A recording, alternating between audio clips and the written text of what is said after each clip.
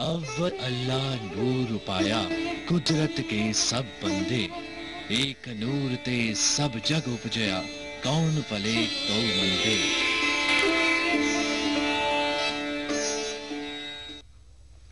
अकाल पुरख दे सिवा सलाह दे प्रोग्राम एक ओंकार विच आप जी का स्वागत है। साथ संगत जी, अज दे प्रोग्राम दे एक ओंकार दे प्रोग्राम विच धर्म विचार दा विषय है सरबत दा भला। ते इस विषय ते विचारण लई साडे नाल स्टूडियो च मौजूद ने बीबी सतनाम कौर जी, जो कि मुंबई तो आए ने ते आप जी अध्यापिका भी रहे ने ते अध्यापिका दे अहुदे तो रिटायर होने तो बाद आप जी बच्चों के नाल जुड़े रहे ने, बच्चों नूं गुरमत विद्या भी दिंदे ने ते बच्चों नूं गुरबाणी नाल जोड़न दा उद्यम भी करदे ने। बीबी जी, आप जी दा प्रोग्राम एक ओंकार विच बहुत बहुत स्वागत है जी। प्यार सतवत दी सांझ फन्ने जी। वाहिगुरु जी का खालसा, वाहिगुरु जी की फतेह। ते साथ संगत जी, सब तो पहला शुरू करते हैं जी अज दा धर्म विचार।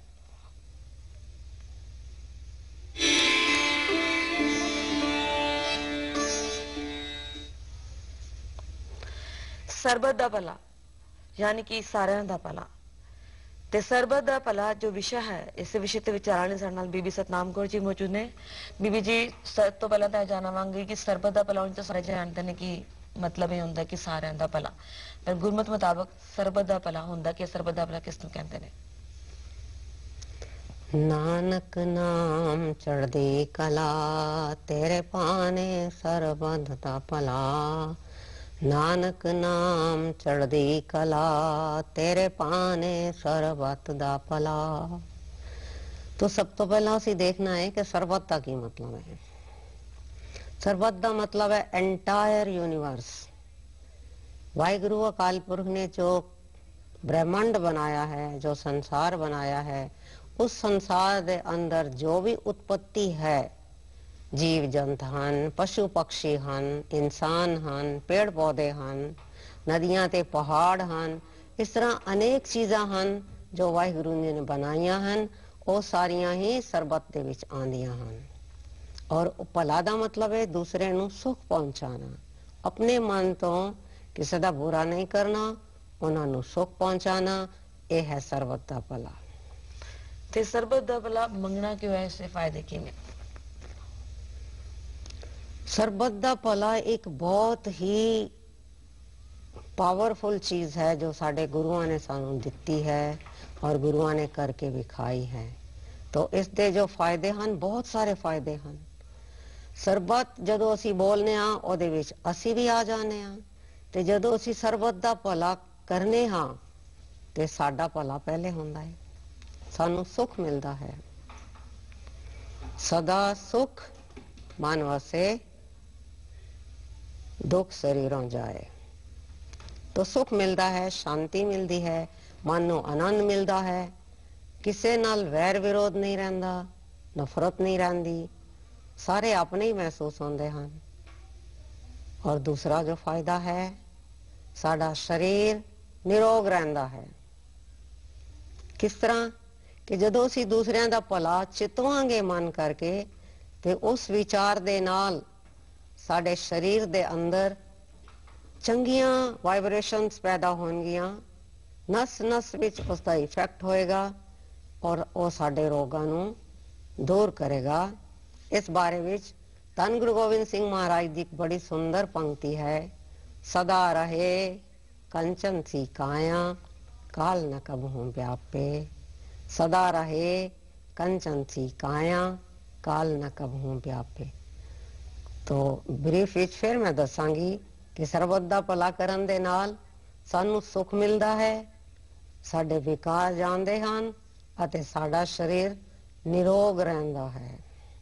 अज जितनियां भी बीमारियां हन संसार विच, ओदा कारण यही है कि असी मन करके दूसरियां दा बुरा चितवदे हां। सिर्फ उत्तों बोलने आ सरबत दा भला, लेकिन मन विच ओ नहीं है। और इत्थे एक होर गल कहनी जरूरी है गुरमत अनुसार कि भला किस तरह करना है, या भला कराना केड़े केड़े अंग ओहदे विच शामिल हन। असी अक्सर ये समझने आ कि सरबत दा भला करना यानी हाथ नाल किसी दी सेवा कर देती, लंगर छका देता, होर कुछ दान दे देता। लेकिन बाणी विच ये भी दसिया है कि मन, वच, कर्म, ये तीनों चीज़ां साथ विच ਭਲਾ ਕਰਨ ਤਾਂ ਉਹਦਾ ਫਾਇਦਾ ਹੈ। ਯਾਨੀ ਮਨ ਦੇ ਵਿੱਚ ਕਿਸੇ ਵਾਸਤੇ ਬੁਰੇ ਵਿਚਾਰ ਨਹੀਂ ਆਣੇ ਚਾਹੀਦੇ, ਔਰ ਜ਼ਬਾਨ ਦੇ ਨਾਲ ਕਿਸੇ ਨੂੰ ਕੋੜਾ ਨਹੀਂ ਬੋਲਣਾ, ਕਿਸੇ ਨੂੰ ਦੁਖਾਣਾ ਨਹੀਂ, ਐਸਾ ਕੋਈ ਬੋਲ ਨਹੀਂ ਬੋਲਣਾ ਜਿਹਦੇ ਨਾਲ ਕਿਸੇ ਨੂੰ ਦੁੱਖ ਪਹੁੰਚੇ। ਇਹ ਹੈ ਜ਼ਬਾਨ ਦਾ ਭਲਾ। ਔਰ ਇਸੇ ਤਰ੍ਹਾਂ ਹੀ ਸਰੀਰ ਦੇ ਨਾਲ ਕੋਈ ਐਸਾ ਕੰਮ ਨਹੀਂ ਕਰਨਾ ਜਿਹਦੇ ਨਾਲ ਕਿਸੇ ਨੂੰ ਦੁੱਖ ਪਹੁੰਚੇ। ਤਾਂ ਐਕਚੁਅਲੀ ਸਰਬੱਤ ਦਾ ਭਲਾ ਦਾ ਮਤਲਬ ਹੈ ਕਿ ਸਾਡੇ ਕਿਸੇ ਵੀ ਐਕਸ਼ਨ ਦੇ ਨਾਲ, ਭਾਵੇਂ ਉਹ ਮਨ ਦਾ ਐਕਸ਼ਨ ਹੋਵੇ, ਵਿਚਾਰਾਂ ਦਾ ਐਕਸ਼ਨ ਹੋਵੇ, ਸਾਡੀ ਜ਼ਬਾਨ ਦਾ ਐਕਸ਼ਨ ਹੋਵੇ ਜਾਂ ਸਾਡੇ ਸਰੀਰ ਦਾ ਐਕਸ਼ਨ ਹੋਵੇ, ਇਹਨਾਂ ਤਿੰਨਾਂ ਕਰਕੇ ਕਿਸੇ ਦਾ ਨੁਕਸਾਨ ਨਹੀਂ ਹੋਣਾ ਚਾਹੀਦਾ।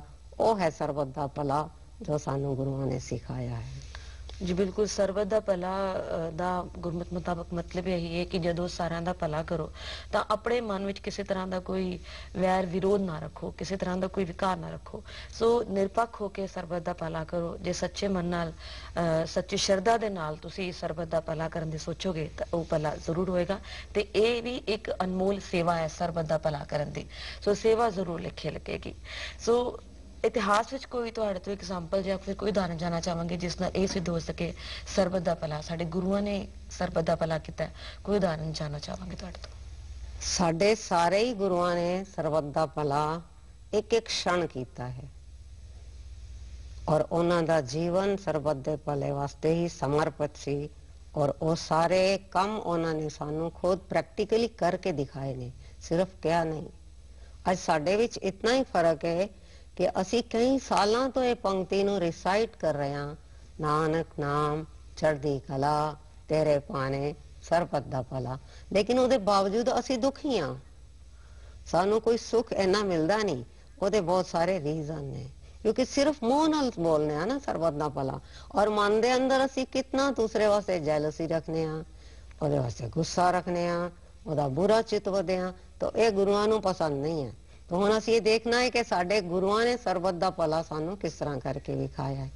ਤਾਂ ਸਭ ਤੋਂ ਪਹਿਲਾਂ ਅਸੀਂ ਸਾਰੇ ਜਾਣਦੇ ਹਾਂ ਕਿ ਸਤਿਗੁਰੂ ਨਾਨਕ ਦੇਵ ਜੀ ਨੇ ਜੋ ਲੰਗਰ ਚਲਾਇਆ ਸੀ, ਕਿਸ ਤਰ੍ਹਾਂ ਚਲਾਇਆ ਸੀ।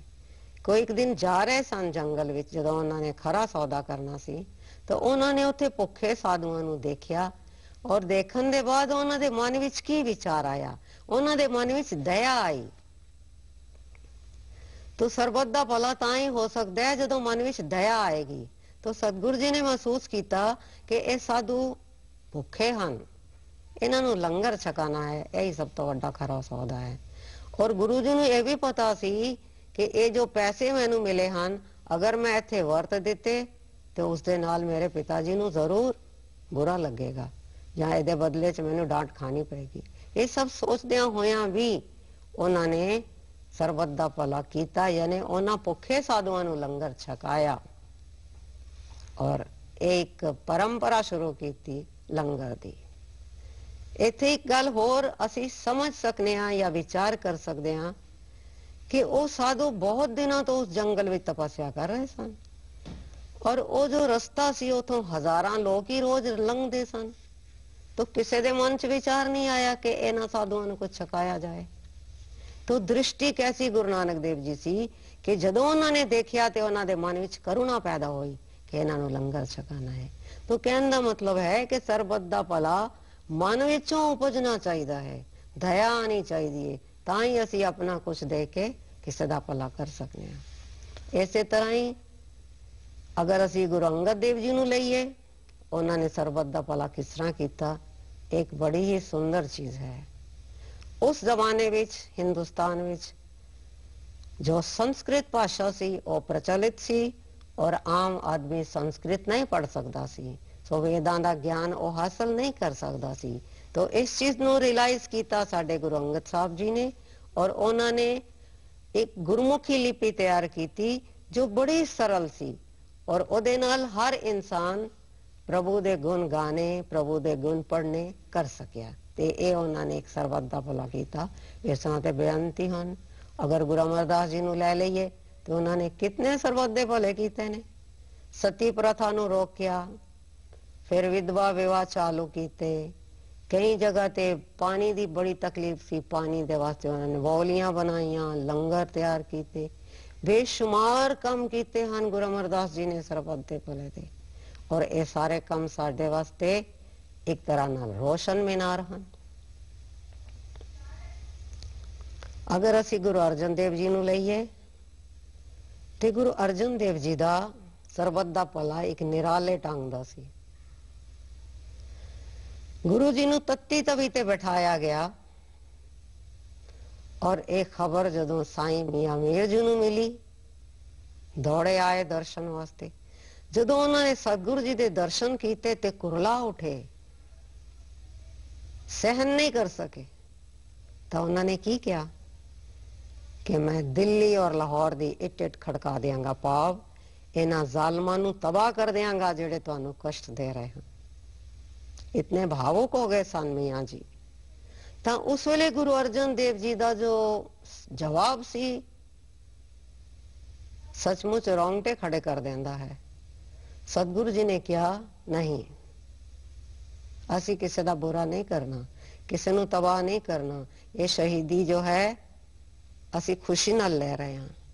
ਤਾਂ ਇੱਥੇ ਦੱਸਣ ਦੀ ਗੱਲ ਇਹ ਹੈ ਕਿ ਉਹਨਾਂ ਨੂੰ ਤਕਲੀਫ ਹੋ ਰਹੀ ਹੈ, ਉਹ ਤੱਤੀ ਤਵੀ ਤੇ ਬੈਠੇ ਹਨ। ਉਸ ਵੇਲੇ ਦੀ ਜੋ ਹਕੂਮਤ ਹੈ ਉਸ ਦਾ ਵੀ ਉਹਨਾਂ ਨੇ ਬੁਰਾ ਨਹੀਂ ਚਾਹਿਆ ਕਿ ਨਹੀਂ, ਇਹਨਾਂ ਦਾ ਬੁਰਾ ਨਹੀਂ ਕਰਨਾ। ਇਸ ਤੋਂ ਵੱਡਾ ਹੋਰ ਕੋਈ ਸੰਸਾਰ ਵਿੱਚ ਐਗਜ਼ਾਮਪਲ ਹੈ? ਥੋੜਾ ਜਿਹਾ ਹੋਰ ਅੱਗੇ ਆਈਏ। 6ਵੇਂ ਪਾਤਸ਼ਾਹ ਧੰਨ ਗੁਰੂ ਹਰਗੋਬਿੰਦ ਸਾਹਿਬ ਬੜੇ ਸੁੰਦਰ ਸਰੂਪ ਸਨ, ਬੜੇ ਬਹਾਦਰ ਸਨ। ਔਰ ਆਪ ਸਾਰਿਆਂ ਨੂੰ ਪਤਾ ਹੈ ਕਿ ਕਿਸ ਤਰ੍ਹਾਂ ਛਲ ਦੇ ਨਾਲ ਉਹਨਾਂ ਨੂੰ ਗਵਾਲੀਅਰ ਦੇ ਕਿਲੇ ਵਿੱਚ ਬੰਦ ਕੀਤਾ ਗਿਆ। ਲੇਕਿਨ ਕੁਝ ਸਮੇਂ ਦੇ ਬਾਅਦ ਜਦੋਂ ਗੁਰੂ ਜੀ ਨੂੰ ਰਿਹਾਈ ਕਰਨ ਦੇ ਆਰਡਰ ਆਏ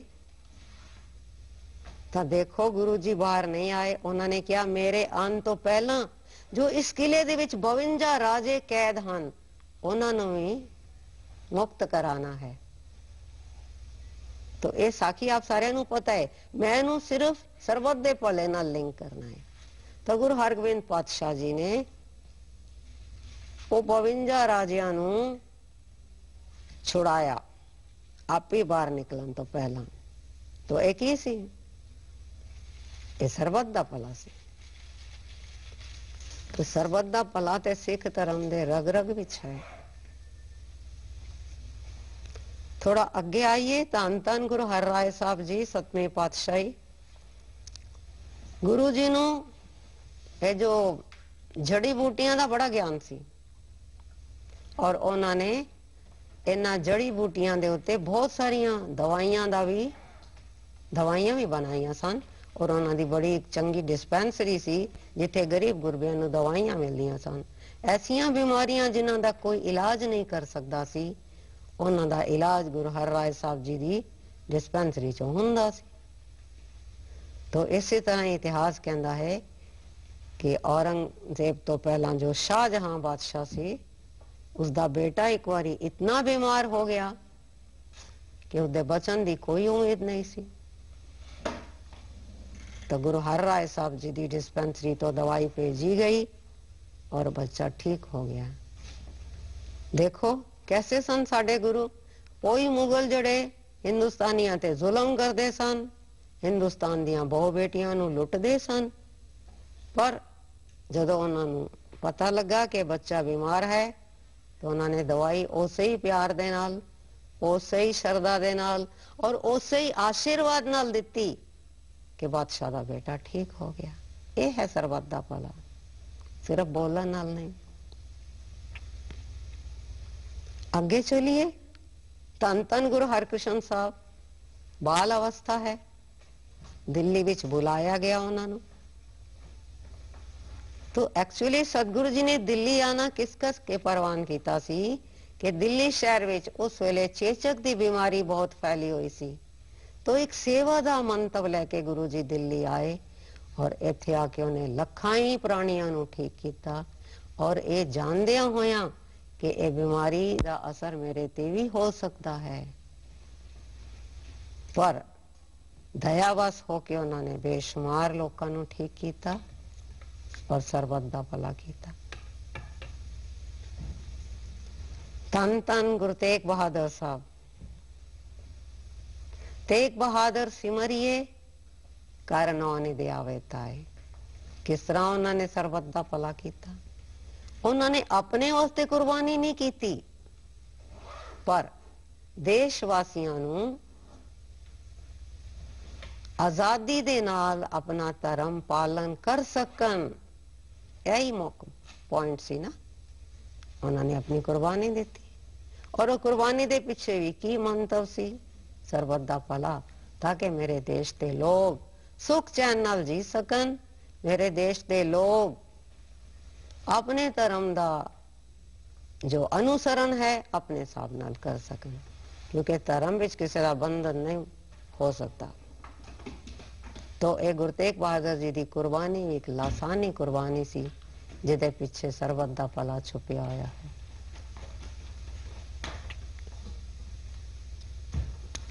ਗੁਰੂ ਗੋਬਿੰਦ ਸਿੰਘ ਮਹਾਰਾਜ, ਉਹਨਾਂ ਦੀਆਂ ਕੁਰਬਾਨੀਆਂ ਇਤਨੀਆਂ ਹਨ, ਬਿਆਨ ਨਹੀਂ ਕੀਤੀਆਂ ਜਾ ਸਕਦੀਆਂ।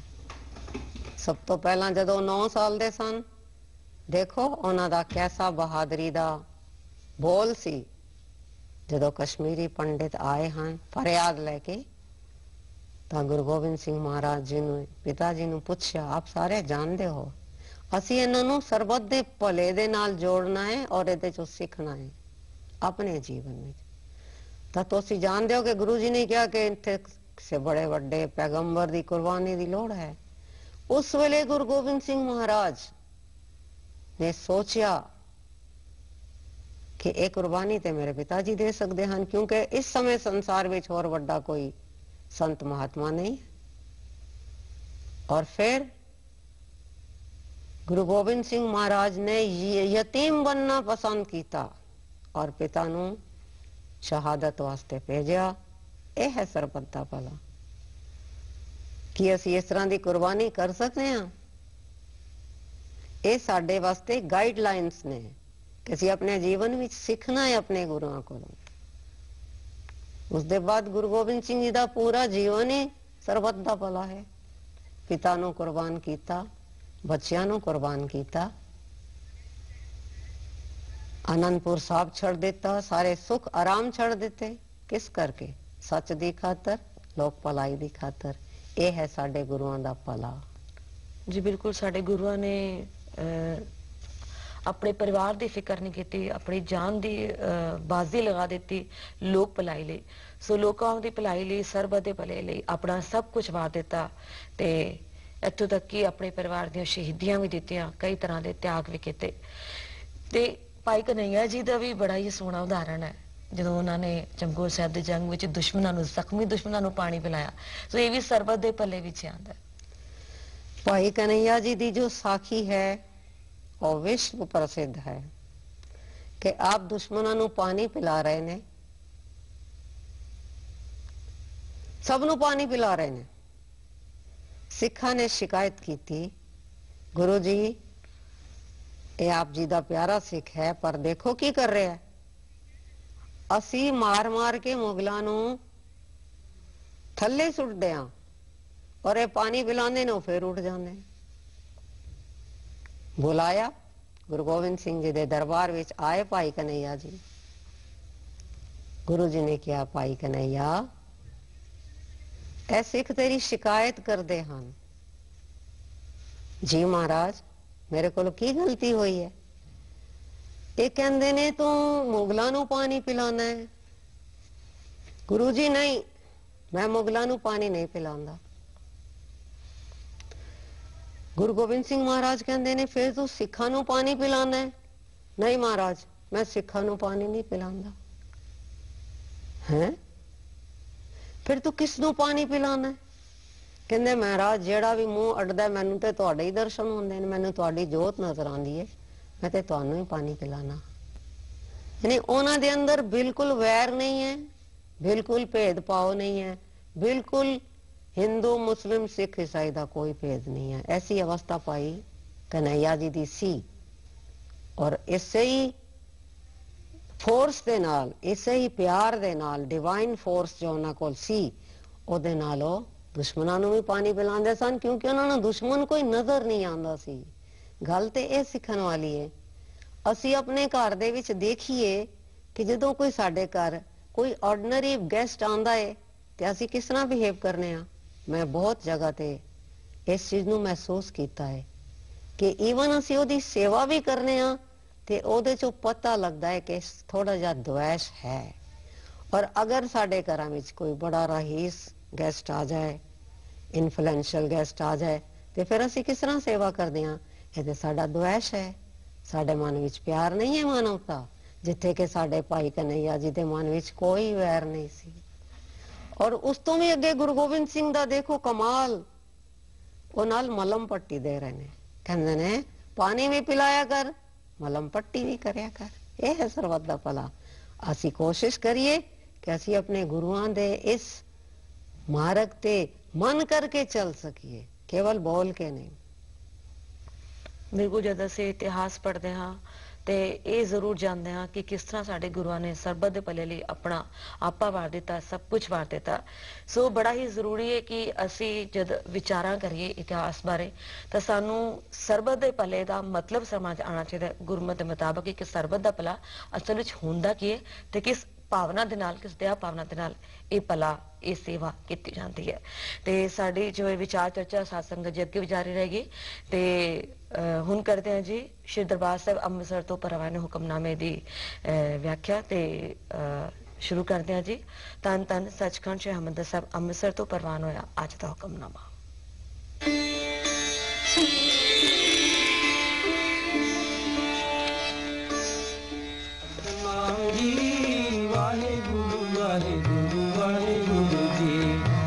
सतनाम सतनाम सतनाम जी, वाहेगुरु वाहेगुरु वाहेगुरु जी। वही महला पंजवा। बैकुंठ नगर जहाँ संत वासा, प्रभ चरण कमल रिद माहे निवासा। सुन मन तन तुझ सुख दिखलावो, हर अनेक बिंजन तुझ भोग पुंजावो रहाओ। ਅੱਜ ਦਾ ਹੁਕਮਨਾਮਾ ਧੰਨ ਧੰਨ ਸ੍ਰੀ ਗੁਰੂ ਅਰਜਨ ਸਾਹਿਬ ਜੀ ਦਾ ਉਚਾਰਨ ਕੀਤਾ ਹੋਇਆ ਹੈ। ਹੁਕਮਨਾਮੇ ਦਾ ਐਕਚੁਅਲੀ ਮਤਲਬ ਹੁੰਦਾ ਹੈ ਕਿ ਅਸੀਂ ਜੋ ਸਾਨੂੰ ਗੁਰੂ ਜੀ ਨੇ ਅੱਜ ਹੁਕਮ ਦਿੱਤਾ ਹੈ ਉਸ ਨੂੰ ਸਾਰਾ ਦਿਨ ਆਪਣੇ ਨਾਲ ਰੱਖਣਾ ਹੈ, ਉਸ ਤੇ ਵਿਚਾਰ ਕਰਨੀ ਹੈ ਔਰ ਆਪਣੇ ਜੀਵਨ ਨੂੰ ਉਸ ਤਰ੍ਹਾਂ ਚਲਾਉਣਾ ਹੈ। ਤਾਂ ਹੁਣ ਜੋ ਪੰਕਤੀਆਂ ਅਸੀਂ ਸੁਣੀਆਂ ਹਨ ਇਹਨਾਂ ਦੇ ਅਰਥ ਇਸ ਤਰ੍ਹਾਂ ਕੀਤੇ ਗਏ ਹਨ। ਗੁਰੂ ਜੀ ਕਹਿੰਦੇ ਹਨ, ਹੇ ਭਾਈ ਤੂੰ ਮੇਰੀ ਗੱਲ ਧਿਆਨ ਨਾਲ ਸੁਣ, ਆ ਮੇਰੇ ਕੋਲ ਆ, ਮੈਂ ਤੇਰੇ ਮਨ ਨੂੰ, ਤੇਰੇ ਤਨ ਨੂੰ ਆਤਮਕ ਆਨੰਦ ਵਿਖਾ ਦਿਆਂ। ਆਤਮਕ ਆਨੰਦ ਦਾ ਮਤਲਬ ਹੈ ਐਵਰਲਾਸਟਿੰਗ ਹੈਪੀਨੈਸ, ਜਿੱਥੇ ਕਦੇ ਕੋਈ ਗਮ ਨਹੀਂ, ਬੇਗਮਪੁਰਾ ਸ਼ਹਿਰ ਕੋ ਨਾਮ। ਪ੍ਰਭੂ ਦਾ ਨਾਮ ਅਨੇਕਾਂ ਹੀ ਸਵਾਦਲੇ ਭੋਜਨ ਹੈ। ਆ ਸਾਧ ਸੰਗਤ ਵਿੱਚ ਆ, ਮੈਂ ਤੈਨੂੰ ਉਹ ਸਵਾਦਲੇ ਭੋਜਨ ਖਵਾਵਾਂ। यानी ਜਿਹੜੇ ਅਸੀਂ ਰੋਜ਼ ਪਦਾਰਥ ਖਾਣੇ ਆ ਉਹ ਖਾ ਖਾ ਕੇ ਸਾਡਾ ਮਨ ਨਹੀਂ ਭਰਦਾ, ਲੇਕਿਨ ਅਗਰ ਹਰੀ ਨਾਮ ਰੂਪੀ ਭੋਜਨ ਇੱਕ ਵਾਰੀ ਖਾ ਲਈਏ ਸੱਚਮੁੱਚ ਉਹਦੇ ਵਿੱਚੋਂ ਅਣਗਿਣਤ ਪਦਾਰਥਾਂ ਦਾ ਸਵਾਦ ਅਸੀਂ ਲੈ ਸਕਨੇ ਆ ਔਰ ਸਾਨੂੰ ਸੰਤੋਖ ਵੀ ਆ ਜਾਂਦਾ ਹੈ। हे ਭਾਈ, ਜਿਸ ਥਾਂ ਤੇ ਪਰਮਾਤਮਾ ਦੇ ਸੰਤ ਜਨ ਵਸਦੇ ਹਨ ਉਹੀ ਹੈ ਅਸਲ ਬੈਕੁੰਠ ਦਾ ਸ਼ਹਿਰ। ਸੰਤ ਜਨਾਂ ਦੀ ਸੰਗਤ ਵਿੱਚ ਰਹਿ ਕੇ ਪ੍ਰਭੂ ਦੇ ਸੋਹਣੇ ਚਰਨ ਹਿਰਦੇ ਵਿੱਚ ਆ ਵਸਦੇ ਹਨ। ਇੱਥੇ ਪ੍ਰਭੂ ਦੇ ਸੋਹਣੇ ਚਰਨ ਦਾ ਮਤਲਬ ਹੈ ਪ੍ਰਭੂ ਦੀ ਯਾਦ ਹਿਰਦੇ ਵਿੱਚ ਆ ਵਸਦੀ ਹੈ ਔਰ ਜੋ ਸਾਨੂੰ ਸੁਖ ਦਿੰਦੀ ਹੈ। ਅੰਮ੍ਰਿਤ ਨਾਮ ਪੁੰਚ ਮਨ ਮਾਹੀ, ਅਚਰਜ ਸਾਧ ਤਾਕੇ ਬਰਨੇ ਨਾ ਜਾਹੀ। हे ਭਾਈ, ਸਾਧ ਸੰਗਤ ਵਿੱਚ ਰਹਿ ਕੇ ਆਤਮਕ ਜੀਵਨ ਦੇਣ ਵਾਲਾ ਹਰੀ ਨਾਮ ਭੋਜਨ ਆਪਣੇ ਮਨ ਵਿੱਚ ਖਾਇਆ ਕਰ। ਕਿਤਨੀ ਸੁੰਦਰ ਬਾਤ ਕਹੀ ਹੈ ਗੁਰੂ ਜੀ ਨੇ। ਇਸ ਭੋਜਨ ਦੇ ਹੈਰਾਨ ਕਰਨ ਵਾਲੇ ਸਵਾਦ ਹਨ, ਬਿਆਨ ਨਹੀਂ ਕੀਤੇ ਜਾ ਸਕਦੇ। ਐਕਚੁਅਲੀ ਬੜੀ ਉੱਚੀ ਮਾਨਸਿਕ ਅਵਸਥਾ ਹੈ ਕਿ ਜਿਹਨੂੰ ਕਹਿੰਦੇ ਨੇ ਇਸ ਆਨੰਦ ਵਿੱਚ 36 ਪ੍ਰਕਾਰ ਦੇ ਭੋਜਨਾਂ ਦਾ ਸਵਾਦ ਹੈ। ਲੋਕ लोभ मुआ तृष्णा बुझ था की पार ब्रह्म की शरण जनता की। ਹੁਣ ਗੁਰੂ ਜੀ ਫਰਮਾਉਂਦੇ ਹਨ, हे ਭਾਈ, ਜਿਨ੍ਹਾਂ ਸੰਤ ਜਨਾਂ ਨੇ ਸਾਧ ਸੰਗਤ ਬੈਕੁੰਠ ਵਿੱਚ ਆ ਕੇ ਪਰਮਾਤਮਾ ਦਾ ਆਸਰਾ ਤੱਕ ਲਿਆ ਹੈ, ਉਹਨਾਂ ਦੇ ਅੰਦਰੋਂ ਲੋਭ ਮੁੱਕ ਜਾਂਦਾ ਹੈ ਔਰ ਤ੍ਰਿਸ਼ਨਾ ਦੀ ਅੱਗ ਬੁਝ ਕੇ ਖਤਮ ਹੋ ਜਾਂਦੀ ਹੈ। जन्म जन्म के पै मोह निवारे नानक दास प्रभ कृपा तारे। हे नानक, आखे पाई प्रभु अपने दासां पर मेहर करदा है, यानी ईश्वर हमेशा ही साडे ते किरपा दृष्टि करदा है ਅਤੇ ਉਹਨਾਂ ਦੇ ਅਨੇਕਾਂ ਜਨਮਾਂ ਦੇ ਡਰ ਮੋਹ ਦੂਰ ਕਰ ਦਿੰਦਾ ਹੈ। ਬੜਾ ਹੀ ਸੁੰਦਰ ਵਿਚਾਰ ਹੈ, ਧਾਰਨ ਕਰਨ ਵਾਲਾ ਹੈ ਔਰ ਇਹਦਾ ਸੰਬੰਧ ਭੋਜਨ ਦੇ ਨਾਲ ਸੰਬੰਧਿਤ ਹੈ।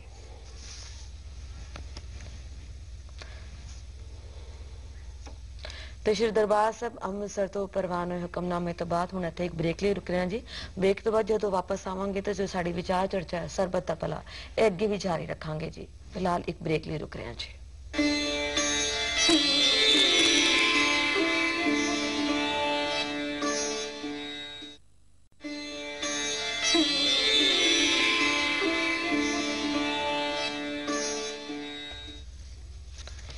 ਸਰਬੱਤ ਦਾ ਭਲਾ ਇਹੀ ਵਿਸ਼ਾ ਹੈ ਸਾਡੇ ਅੱਜ ਦੇ ਧਰਮ ਵਿਚਾਰ ਦਾ ਤੇ ਵਿਸ਼ੇ ਤੇ ਵਿਚਾਰਨ ਲਈ ਸਾਡੇ ਨਾਲ ਅੱਜ ਸਟੂਡੀਓ ਵਿੱਚ ਮੌਜੂਦ ਨੇ ਮੁੰਬਈ ਤੋਂ ਆਏ ਬੀਬੀ ਸਤਨਾਮ ਕੌਰ ਜੀ, ਜੋ ਕਿ ਅਧਿਆਪਿਕਾ ਵੀ ਰਹੇ ਨੇ ਤੇ ਰਿਟਾਇਰਮੈਂਟ ਤੋਂ ਬਾਅਦ ਆਪ ਜੀ ਬੱਚਿਆਂ ਦੇ ਨਾਲ ਵੀ ਜੁੜੇ ਹੋਏ ਨੇ। ਬੱਚਿਆਂ ਦੇ ਨਾਲ ਬੜੇ ਹੀ ਜੋ ਡੂੰਗੀ ਸਾਂਝ ਹੈ ਉਹ ਇਹਨਾਂ ਦੀ ਬਣੀ ਹੋਈ ਹੈ, ਕਿਉਂਕਿ ਆਪ ਜੀ ਬੱਚਿਆਂ ਨੂੰ ਗੁਰਮਤਿ ਵਿਦਿਆ ਦਿੰਦੇ ਨੇ, ਬੱਚਿਆਂ ਨੂੰ ਸਿਖਾਉਂਦੇ ਨੇ ਕਿ ਕਿਸ ਤਰ੍ਹਾਂ ਗੁਰਬਾਣੀ ਦੇ ਨਾਲ ਜੁੜਨਾ ਚਾਹੀਦਾ ਹੈ।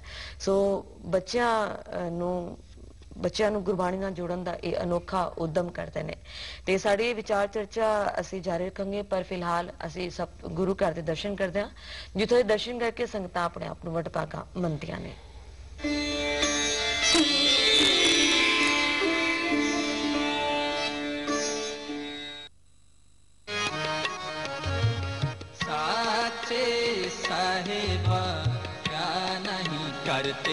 गुरुद्वारा करतारपुर साहिब जिला नारोवल लाहौर तो लगभग 118 किलोमीटर दूर है, जिथे श्री गुरु नानक देव जी ने अपना आखिरी समा बिताया। गुरु जी ने इत्थे लगभग 18 साल खेती की ਅਤੇ ਇੱਥੇ ਹੀ ਦੂਜੀ ਪਾਤਸ਼ਾਹੀ ਜੀ ਨੂੰ ਗੁਰਗੱਦੀ ਬਖਸ਼ ਕੇ ਭਾਈ ਲੈਣੇ ਨੂੰ ਗੁਰੂ ਅੰਗਦ ਦੇਵ ਜੀ ਦਾ ਰੂਪ ਦਿੱਤਾ।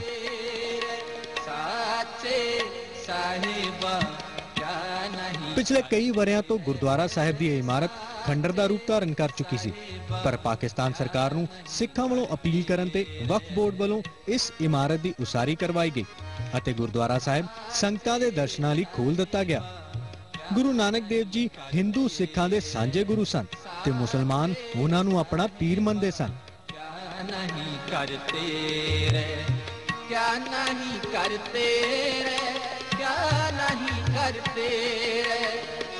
ਇਹ ਗੁਰੂ ਘਰ ਜੀ 1947 ਤੱਕ ਖੁੱਲਾ ਸੀ। 1947 ਦੋਨਾਂ ਮੁਲਕਾਂ ਦੀ ਵੰਡ ਤੋਂ ਬਾਅਦ, ਇੰਡੀਆ ਪਾਕਿਸਤਾਨ ਬਣਨ ਤੋਂ ਬਾਅਦ ਇਹ ਗੁਰੂ ਘਰ ਬਾਰਡਰ ਏਰੀਏ ਤੇ ਆ ਗਿਆ। ਇਹ ਪਾਕਿਸਤਾਨ ਦੀ ਆਖਰੀ ਇੱਕ ਬਾਉਂਡਰੀ ਹੈ, ਆਖਰੀ ਇੱਕ ਆਬਾਦੀ ਹੈ, ਸਾਹਮਣੇ ਇੰਡੀਆ ਦਾ ਬਾਰਡਰ ਹੈ। ਉਸ ਕਾਰਨ ਕਰਕੇ 53 ਸਾਲ ਇਹ ਗੁਰੂ ਘਰ ਬਣ ਰਿਹਾ ਜੀ। ਇਸ ਗੁਰੂ ਘਰ ਨੂੰ ਦੁਬਾਰਾ ਖੁੱਲਿਆ ਤਕਰੀਬਨ 4.5 ਸਾਲ ਹੋਏ ਹਨ ਤੇ 4.5 ਸਾਲਾਂ ਦੇ ਵਿੱਚ ਆਪਾਂ ਇੱਥੇ ਜੋ ਕੁਝ ਵੀ ਦਰਸ਼ਨ ਕੀਤੇ ਹਨ, ਜੋ ਕਰਾਂਗੇ, ਜੋ ਕਰ ਰਹੇ ਹਾਂ, ਇਹ ਸਭ ਕੁਝ 4.5 ਸਾਲ ਦੇ ਵਿੱਚ ਹੀ ਹੋਇਆ। ਉਸ ਤੋਂ ਪਹਿਲਾਂ ਇਸ ਗੁਰੂ ਘਰ ਦੀ ਬਿਲਡਿੰਗ, ਮੇਨ ਬਿਲਡਿੰਗ ਤਾਂ ਸੀ, ਲੇਕਿਨ ਉਸ ਨੂੰ ਆਪਾਂ ਬਿਲਡਿੰਗ ਨਹੀਂ ਕਹਿ ਸਕਦੇ, ਖੰਡਾਰ ਦੀ ਸ਼ਕਲ ਬਣ ਚੁੱਕੇ ਸਨ।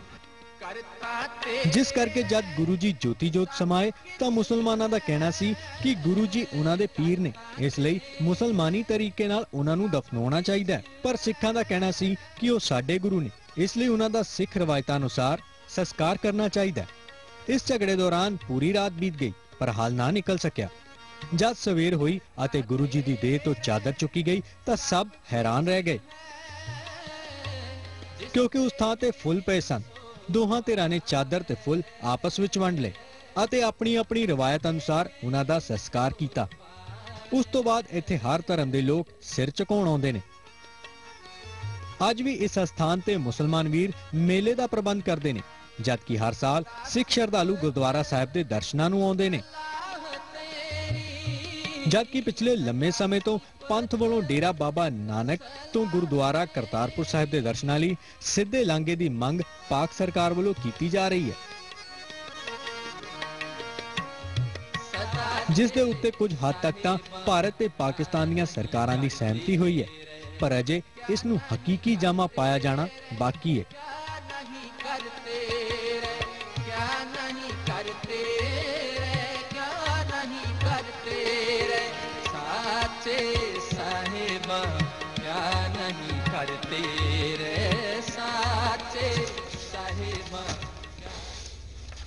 ਤੇ ਸਾਧ ਸੰਗਤ ਜੀ, ਗੁਰੂ ਘਰ ਦੇ ਦਰਸ਼ਨਾਂ ਤੋਂ ਬਾਅਦ ਅਸੀਂ ਮੁੜ ਤੋਂ ਧਰਮ ਵਿਚਾਰ ਸ਼ੁਰੂ ਕਰਦੇ ਹਾਂ। ਆਪ ਜੀ ਨੇ ਇੱਕ ਵਾਰ ਫਿਰ ਤੋਂ ਦੱਸ ਦਈਏ ਕਿ ਅੱਜ ਦੇ ਧਰਮ ਵਿਚਾਰ ਦਾ ਵਿਸ਼ਾ ਸਰਬੱਤ ਦਾ ਭਲਾ। ਵਿਸ਼ੇਸ਼ ਵਿਚਾਰਾਂ ਲਈ ਸਾਡੇ ਨਾਲ ਜੁੜੇ ਹੋਏ ਨੇ ਮੁੰਬਈ ਤੋਂ ਆਏ ਬੀਬੀ ਸਤਨਾਮ ਕੌਰ ਜੀ, ਜਿਨ੍ਹਾਂ ਦਾ ਕੌਮ ਵਿੱਚ ਬੜਾ ਨਾਮ ਵੀ ਹੈ। ਤੇ ਬੀਬੀ ਜੀ, ਤੁਸੀਂ ਬ੍ਰੇਕ ਤੇ ਜਾਣ ਤੋਂ ਮਤਲਬ ਦੱਸਿਆ, ਬ੍ਰੇਕ ਤੇ ਜਾਣ ਤੋਂ ਪਹਿਲਾਂ ਦੱਸਿਆ ਕਿ ਸਰਬੱਤ ਦਾ ਭਲਾ ਦਾ ਮਤਲਬ ਕੀ ਹੈ, ਭਾਵ ਕੀ ਹੈ ਗੁਰਮਤਿ ਮੁਤਾਬਕ। ਹੁਣ ਅਸੀਂ ਜਾਣਨਾ ਚਾਹਾਂਗੇ ਸਰਬੱਤ ਦਾ ਭਲਾ ਮੰਗਣਾ ਕਿਉਂ ਹੈ, ਇਹ ਬੜਾ ਜਾਣਨਾ ਜ਼ਰੂਰੀ ਹੈ, ਕਿਉਂਕਿ ਅਰਦਾਸ ਵਿੱਚ ਵੀ ਜ਼ਿਕਰ ਆਉਂਦਾ ਹੈ ਸਰਬੱਤ ਦਾ ਭਲਾ, ਤੇਰੇ ਬਾਣੇ ਸਰਬੱਤ ਦਾ ਭਲਾ। ਜਦ ਇਹ ਲਾਈਨਾਂ ਆਉਂਦੀਆਂ ਨੇ, ਅਰਦਾਸ ਦੀਆਂ ਪੰਕਤੀਆਂ ਆਉਂਦੀਆਂ ਨੇ ਜ਼ਿਹਨ ਵਿੱਚ, ਤਾਂ ਫਿਰ ਇਹ ਵੀ ਸਵਾਲ ਆਉਂਦਾ ਹੈ ਕਿ ਮੰਗਣਾ ਕਿਉਂ ਹੈ। ਇਹ ਸਾਨੂੰ ਸਾਡੇ ਗੁਰੂਆਂ ਨੇ ਬਹੁਤ ਹੀ ਚੰਗੀ ਚੀਜ਼ ਮੰਗਣੀ ਸਿਖਾਈ ਹੈ ਕਿ ਸਰਬੱਤ ਦਾ ਭਲਾ ਮੰਗਣਾ ਹੈ। ਜਦੋਂ ਅਸੀਂ ਗੁਰਦੁਆਰੇ ਜਾ ਕੇ ਹੋਰ ਬਹੁਤ ਸਾਰੀਆਂ ਚੀਜ਼ਾਂ ਮੰਗਨੇ ਆ, ਉਹ ਸਾਡੇ ਆਪਣੇ ਵਾਸਤੇ ਨੇ, ਪਰ ਸਰਬੱਤ ਦਾ ਭਲਾ ਜਦੋਂ ਮੰਗਨੇ ਆ, ਉਹਦੇ 'ਚ ਸਾਰੀ ਲੋਕਾਈ ਆ ਜਾਂਦੀ ਹੈ, ਸਾਰਾ ਬ੍ਰਹਿਮੰਡ ਆ ਜਾਂਦਾ ਹੈ, ਸਾਰੀ ਸ੍ਰਿਸ਼ਟੀ ਆ ਜਾਂਦੀ ਹੈ, और सारे जीव जंतु आ जाते हैं। तो ये क्यों मंगना है, या गुरु जी ने इसकी की इंपोर्टेंस महसूस की सी, वो ये है कि जदों असीं सरबत दा भला मंगने हाँ ते उदों सानू सुख मिलता है। किस तरह दा सुख है? सदा सुख मन वसे दुख शरीरों जाए। सदा सुख मन वसे, बड़ी सिंपल लाइन है। सदा सुख मन वसे दुख शरीरों जाए। उसके बाद ਜਦੋਂ ਸੁਖ ਮਿਲਦਾ ਹੈ, ਸਾਡੇ ਮਨ ਵਿੱਚੋਂ ਦੁਸ਼ਮਣੀ ਨਿਕਲ ਜਾਂਦੀ ਹੈ, ਜਿਵੇਂ ਭਾਈ ਕਨਈਆ ਦੇ ਮਨ ਵਿੱਚੋਂ ਦੁਸ਼ਮਣੀ ਨਿਕਲ ਗਈ ਸੀ। ਤੋਂ ਸਰਬੱਤ ਦਾ ਭਲਾ ਮੰਗਣ ਦੇ ਨਾਲ ਸਾਡੇ ਮਨ ਵਿੱਚੋਂ ਦੁਸ਼ਮਣੀ ਨਿਕਲ ਜਾਂਦੀ ਹੈ ਔਰ ਹਮੇਸ਼ਾ ਖੁਸ਼ੀ ਬਣੀ ਰਹਿੰਦੀ ਹੈ। ਅਸੀਂ ਫਿਰ ਦੁਖੀ ਨਹੀਂ ਹੁੰਦੇ, ਸਾਡੇ ਚਿਹਰੇ ਤੇ ਖੁਸ਼ੀ ਨਜ਼ਰ ਆਉਂਦੀ ਹੈ। ਇੱਕ ਹੁੰਦੀ ਹੈ ਬਨਾਵਟੀ ਖੁਸ਼ੀ, ਅਸੀਂ ਦੂਸਰੇ ਨੂੰ ਖੁਸ਼ ਕਰਨ ਦੇ ਵਾਸਤੇ ਜਾਂ ਆਪਣੇ ਆਫੀਸਰ ਕੋਲ ਗੱਲ ਕਰਨ ਜਾਂਦੇ ਆ ਤਾਂ ਵੀ try to be very smiling and all that. ਇੱਕ ਹੁੰਦੀ ਸदैवी ਖੁਸ਼ੀ, ਹਮੇਸ਼ਾ ਹੀ ਚਿਹਰੇ ਤੇ ਪ੍ਰਸੰਨਤਾ ਹੈ, ਖੇੜਾ ਹੈ, ਕੋਈ ਤਕਲੀਫ ਨਹੀਂ, ਕੋਈ ਦੁੱਖ ਨਹੀਂ। ਉਹ ਕਦੋਂ ਮਿਲੇਗਾ? ਜਦੋਂ ਅਸੀਂ ਸਰਬੱਤ ਦਾ ਭਲਾ ਮਨ ਕਰਕੇ ਕਰਾਂਗੇ, ਖਾਲੀ ਉੱਤੋਂ ਨਹੀਂ। ਹੋਰ ਅੱਗੇ ਵੀ ਮੈਂ ਦੱਸਿਆ, ਸਾਡਾ ਸਰੀਰ ਨਿਰੋਗ ਰਹਿੰਦਾ ਹੈ, ਸਰੀਰ ਨੂੰ ਕੋਈ ਰੋਗ ਨਹੀਂ। ਅੱਜ ਕਿੰਨੀਆਂ ਬਿਮਾਰੀਆਂ ਨੇ, ਕਿਸੇ ਨੂੰ ਡਾਇਬੀਟਿਸ ਹੈ, ਕੋਈ ਹਾਰਟ ਪੇਸ਼ੈਂਟ ਹੈ, ਕਿਸੇ ਨੂੰ ਕਿਡਨੀ ਟਰਬਲ ਹੈ। ਇਹ ਸਾਰੀਆਂ ਬਿਮਾਰੀਆਂ ਦਾ ਕਾਰਨ ਹੀ ਇਹ ਹੈ ਕਿ ਸਾਡੇ ਮਨ ਦੇ ਵਿੱਚ ਕਿਤਨੀ ਮੈਲ ਹੈ, ਕਿਤਨੀਆਂ ਬੁਰਾਈਆਂ ਭਰੀਆਂ ਹੋਈਆਂ ਨੇ। ਹਾਲਾਂਕਿ ਮੂੰਹ ਤੋਂ ਅਸੀਂ ਰੋਜ਼ 10 ਵਾਰੀ ਕਹਿੰਦੇ ਆ ਸਰਬੱਤ ਦਾ ਭਲਾ। ਤਾਂ ਮਨ ਵਿੱਚ ਜੋ ਮੈਲ ਹੈ ਉਹ ਸਾਡੇ ਸਰੀਰ ਦੀਆਂ ਬਿਮਾਰੀਆਂ ਦਾ ਕਾਰਨ ਹੈ। ਔਰ ਹੋਰ ਕੀ ਹੁੰਦਾ ਹੈ ਫਿਰ? ਸਾਡੀ ਸਾਰਿਆਂ ਨਾਲ ਦੋਸਤੀ ਹੋ ਜਾਂਦੀ ਹੈ, ਸਾਰਿਆਂ ਨਾਲ ਮਿੱਤਰਤਾ ਹੈ, ਕਿਸੇ ਨਾਲ ਦੁਸ਼ਮਣੀ ਨਹੀਂ। ਫਿਰ ਸਾਡਾ ਦਿਲ ਕਰਦਾ ਹੈ ਕਿ ਜੋ ਸਾਨੂੰ ਵਾਹਿਗੁਰੂ ਨੇ ਦਿੱਤਾ ਉਹਨੂੰ ਵੰਡ ਕੇ ਖਾਈਏ। ਅਕਸਰ ਅਸੀਂ ਕਦੋਂ ਵੰਡਨੇ ਆ? ਆਪਣੇ ਰਿਲੇਟਿਵਸ ਵਿੱਚ, ਜਿੱਥੇ ਸਾਡੀ ਪਹਿਚਾਨ ਹੈ, ਜਿੱਥੇ ਸਾਨੂੰ ਕੋਈ ਫਾਇਦਾ ਹੈ, ਉੱਥੇ ਅਸੀਂ ਜ਼ਰੂਰ ਦੇਨੇ ਆ, ਪਰ ਆਮ ਆਦਮੀ ਨੂੰ ਅਸੀਂ ਵੰਡ ਕੇ ਨਹੀਂ ਖਾ ਸਕਦੇ। ਤਾਂ ਜਦੋਂ ਅਸੀਂ ਸਰਬੱਤ ਦਾ ਭਲਾ ਮਨ ਕਰਕੇ ਮੰਗਾਂਗੇ, ਫਿਰ ਸਾਡਾ ਦਿਲ ਕਰੇਗਾ ਦੇਣ ਤੇ। ਫਿਰ ਅਸੀਂ ਚੀਜ਼ਾਂ ਨੂੰ ਸਟੋਰ ਕਰਕੇ ਨਹੀਂ ਰੱਖਾਂਗੇ। ਦੇਣ ਦੀ ਭਾਵਨਾ ਕੇ ਸਾਰੇ ਹੀ ਤੇ ਰੱਬ ਦੇ ਬੰਦੇ ਨੇ। ਅਵਲ ਅੱਲਾ ਨੂਰ ਉਪਾਇਆ ਕੁਦਰਤ ਦੇ ਸਭ ਬੰਦੇ। ਫਿਰ ਸਾਰੇ ਆਪਣੇ ਨਜ਼ਰ ਆਉਂਦੇ। ਫਿਰ ਸਾਡੇ ਮਨ ਵਿੱਚ ਨਫ਼ਰਤ ਨਹੀਂ ਰਹਿੰਦੀ। ਦੇਖੋ ਜਦੋਂ ਅਸੀਂ ਰੋਡ ਤੇ ਤੁਰਨੇ ਆ, ਕਦੇ ਕਦੇ ਦੇਖਨੇ ਆ ਕੋਈ ਬੜਾ ਜ਼ਰੂਰਤਮੰਦ ਇਨਸਾਨ ਬੈਠਾ ਹੈ, ਮੰਗ ਰਿਹਾ ਹੈ। ਮੰਗਣ ਤੇ ਦਿਲ ਉਹਦਾ ਵੀ ਨਹੀਂ ਕਰਦਾ, ਪਰ ਹਾਲਾਤ ਐਸੇ ਨੇ ਅਸੀਂ ਦੇਨੇ ਆ, ਪਰ ਉਹ ਦੇਣ ਦੇ ਵਿੱਚ ਵੀ ਹੰਕਾਰ ਹੈ। ਕਿਸ ਤਰ੍ਹਾਂ ਅਸੀਂ ਸੁੱਟਨੇ ਆ ਪੈਸਾ ਉਹਦੇ ਡੱਬੇ ਦੇ ਵਿੱਚ। ਨਫ਼ਰਤ। ਜਾਂ ਇਵਨ ਘਰ ਵਿੱਚ ਕੋਈ ਇਹੋ ਜਿਹਾ ਗਰੀਬ ਰਿਲੇਟਿਵ ਆ ਜਾਏ ਤੇ ਅਸੀਂ ਉਹਨੂੰ ਠੀਕ ਤਰ੍ਹਾਂ ਨਹੀਂ ਬਿਹੇਵ ਕਰਦੇ। ਐਵੇਂ ਚੀਜ਼ਾਂ ਦੇਖੀਆਂ ਨੇ, ਇਸ ਕਰਕੇ ਆਪ ਜੀ ਨੂੰ ਦੱਸ ਰਹੀ ਹਾਂ। ਔਰ ਆਪ ਨੂੰ ਵੀ ਪਤਾ ਨੇ ਸਭ, ਇਹ ਕੋਈ ਨਵੀਆਂ ਚੀਜ਼ਾਂ ਨਹੀਂ ਹਨ। ਸਾਰਿਆਂ ਵਾਸਤੇ ਪਿਆਰ ਪੈਦਾ ਹੁੰਦਾ ਹੈ, ਹਰ ਇੱਕ ਦਾ ਭਲਾ ਕਰਨ ਤੇ ਦਿਲ ਕਰਦਾ ਹੈ। ਕਿਸੇ ਨੂੰ ਕੋਈ ਤਕਲੀਫ ਹੋਵੇ, ਦਿਲ ਕਰਦਾ ਹੈ ਵੀ ਇਹ ਤਕਲੀਫ ਦੂਰ ਹੋ ਜਾਏ। ਕਦੇ ਕਦੇ ਇਸ ਤਰ੍ਹਾਂ ਹੁੰਦਾ ਹੈ ਕਿ ਅਸੀਂ ਪਹੁੰਚ ਨਹੀਂ ਸਕਦੇ ਕਿਸੇ ਦੀ ਤਕਲੀਫ ਦੂਰ ਕਰਨ ਵਾਸਤੇ। ਫਿਰ ਅਸੀਂ ਕੀ ਕਰ ਸਕਦੇ ਹਾਂ? ਕਿਉਂਕਿ ਮਨ ਵਿੱਚ ਦਇਆ ਹੈ ਕਿ ਉਹ ਸੁਖੀ ਹੋ ਜਾਏ।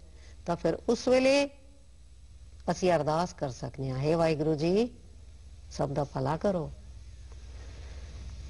ਔਰ ਉੱਥੇ ਜੋ ਗੁਰਬਾਣੀ ਦੀਆਂ ਪੰਕਤੀਆਂ ਸਾਨੂੰ ਸਿਖਾਉਂਦੀਆਂ ਹਨ, ਮਨ ਆਪਣੇ ਤੇ ਬੁਰਾ ਮਿਟਾਨਾ, ਮਨ ਆਪਣੇ ਤੇ ਬੁਰਾ ਮਿਟਾਨਾ, ਪੇਖੇ ਸਗਲ ਸ੍ਰਿਸ਼ਟ ਸਾਜਨਾ। ਫਿਰ ਅਸੀਂ ਸਵਾਰਥੀ ਨਹੀਂ ਰਹਿੰਦੇ, ਭਈ ਇਹ ਮੇਰਾ ਹੀ ਕੰਮ ਹੋਣਾ ਚਾਹੀਦਾ, ਦੂਸਰੇ ਦਾ ਕੰਮ ਨਹੀਂ ਹੋਣਾ ਚਾਹੀਦਾ। ਫਿਰ ਸਾਡੇ ਮਨ ਵਿੱਚ ਇਹ ਵਿਚਾਰ ਆਉਂਦਾ ਹੈ ਕਿ ਚੱਲ ਇਹਦਾ ਵੀ ਕੰਮ ਹੋ ਜਾਏ ਤੇ ਮੇਰਾ ਕੀ ਜਾਂਦਾ ਵੇ। ਦਿਲ ਕਰਦਾ। ਤੁਸੀਂ ਦੇਖੋ ਤੁਹਾਡੇ ਜੀਵਨ ਵਿੱਚ ਕੋਈ ਐਸੀਆਂ ਹਸਤੀਆਂ ਆਈਆਂ ਹੋਣਗੀਆਂ ਕਿ ਜਿਨ੍ਹਾਂ ਦਾ ਜੀਵਨ ਸੱਚਮੁੱਚ ਸਰਬੱਤ ਦੇ ਭਲੇ ਦੇ ਨਾਲ ਟਲਿਆ ਹੋਇਆ ਹੈ। ਉਹਨਾਂ ਦੇ ਹਰ ਐਕਸ਼ਨ ਵਿੱਚੋਂ ਤੁਹਾਨੂੰ ਨਜ਼ਰ ਆਏਗਾ ਕਿ ਕੁਝ ਚੰਗਾ ਕੰਮ ਹੋ ਰਿਹਾ ਹੈ। ਤੋ ਇਸ ਤਰ੍ਹਾਂ ਦੀਆਂ ਚੀਜ਼ਾਂ ਜੋ ਮਨ ਵਿੱਚ ਆਉਂਦੀਆਂ ਹਨ ਉਹ ਸਭ ਨਿਕਲ ਜਾਂਦੀਆਂ ਹਨ, ਮਨ ਨਿਰਮਲ ਹੋ ਜਾਂਦਾ ਹੈ। ਜਿਵੇਂ ਕਬੀਰ ਜੀ ਕਹਿੰਦੇ ਨੇ, ਕਬੀਰ ਮਨ ਨਿਰਮਲ ਭਇਆ ਜੈਸਾ ਗੰਗਾ ਨੀਰ। ਫਿਰ ਮਨ ਨਿਰਮਲ ਹੋ ਗਿਆ ਤਾਂ ਸਰੀਰ ਦੇ ਉੱਤੇ ਕੋਈ ਬਿਮਾਰੀ ਨਹੀਂ ਰਹੇਗੀ, ਵਾਈਬ੍ਰੇਸ਼ਨ ਸਭ ਸ਼ੁੱਧ ਹੋ ਜਾਣਗੀਆਂ ਸਰੀਰ ਦੇ ਅੰਦਰ ਔਰ ਸਰੀਰ ਨੂੰ ਤਾਕਤ ਮਿਲੇਗੀ। ਤੋ ਇਹ ਹੈ ਸਰਬੱਤ ਦਾ ਭਲਾ। ਹੋਰ ਵੀ ਗੁਰਬਾਣੀ ਦੀਆਂ ਪੰਕਤੀਆਂ ਹਨ, ਪਰ ਕਾ ਬੁਰਾ ਨਾ ਰਾਖੋ ਚੀਤ। ਕਿਸੇ ਦਾ ਬੁਰਾ ਮਨ ਵਿੱਚ ਨਹੀਂ ਰੱਖਣਾ। ਪਰ ਕਾ ਬੁਰਾ ਨਾ ਰਾਖੋ ਚੀਤ, ਤੁਮਕੋ ਦੁੱਖ ਨਹੀਂ ਪਾਈ ਮੀਤ। ਇਹ ਗੁਰੂ ਜੀ ਗਾਰੰਟੀ ਨਾਲ ਕਹਿ ਰਹੇ ਨੇ ਕਿ ਤੂੰ ਮਨ ਦੇ ਵਿੱਚ ਕਿਸੇ ਦਾ ਬੁਰਾ ਨਹੀਂ ਰੱਖਣਾ, ਫਿਰ ਤੈਨੂੰ ਕੋਈ ਦੁੱਖ ਨਹੀਂ, ਕੋਈ ਤਕਲੀਫ ਨਹੀਂ। ਇਹ ਸਭ ਚੀਜ਼ਾਂ ਜੋ ਮੈਂ ਮਹਿਸੂਸ ਕੀਤੀਆਂ ਹਨ ਆਪ ਜੀ ਨੂੰ ਦੱਸੀਆਂ ਹਨ।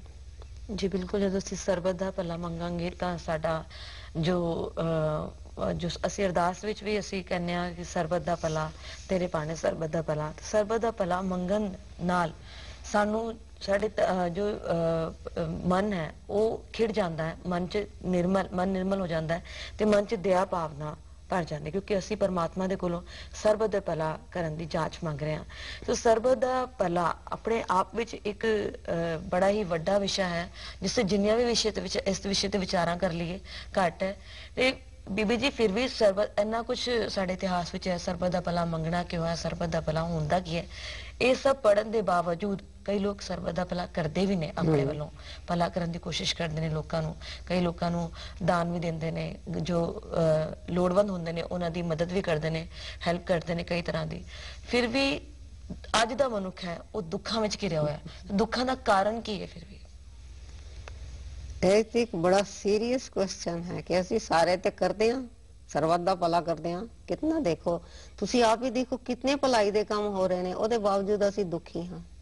ਤੇ ਸੋਚਣਾ ਪੈ ਗਿਆ, there's a big question mark why we are unhappy। ਕਈ ਲੋਕਾਂ ਦੀ ਸ਼ਿਕਾਇਤ ਹੁੰਦੀ ਹੈ ਅਸੀਂ ਸਭ ਕੁਝ ਕਰਦੇ ਹਾਂ, ਅਸੀਂ ਦਾਨ ਵੀ ਦਿੰਦੇ ਹਾਂ, ਲੋੜਵੰਦਾਂ ਦੀ ਮਦਦ ਵੀ ਕਰਦੇ ਹਾਂ, ਕਈ ਤਰ੍ਹਾਂ ਦੀ ਸਹਾਇਤਾ ਪਹੁੰਚਾਉਣ ਦੀ ਕੋਸ਼ਿਸ਼ ਕਰਦੇ ਹਾਂ, ਪਰ ਫਿਰ ਵੀ ਦੁੱਖ ਨੇ।